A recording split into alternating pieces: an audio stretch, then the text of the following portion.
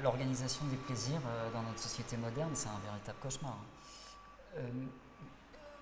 Promenez-vous dans un parc public, un jour de loisir obligatoire, le dimanche, et regardez ces petits sentiers qui sont dessinés par des paysagistes surdiplômés, en mal d'oxygène, sur leur Macintosh, et regardez tous ces petits pantins béats qui tanguent, d'un pied sur l'autre. Ils se promènent, quoi, ils suivent le programme, et ben oui, c'est dimanche.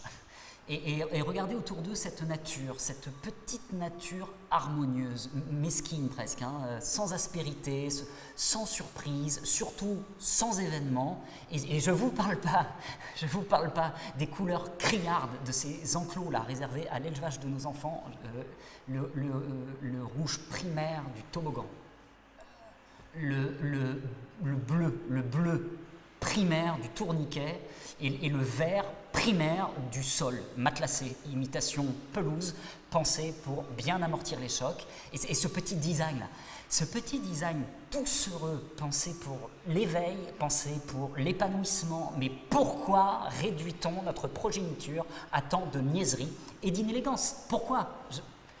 À quoi les conditionne-t-on quand on les fait macérer dans cette orgie de formes, de couleurs?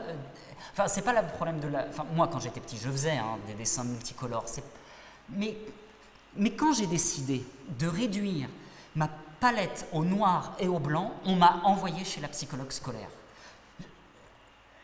Une fois, je me suis fait une promesse, je me suis promis de ne jamais désespérer de l'humanité. Mais quand il m'arrive de me promener dans un de ces parcs publics, je me dis, les larmes aux yeux, mais qu'est-ce qu'on a fait pour en arriver là? Quelle faute avons-nous commise?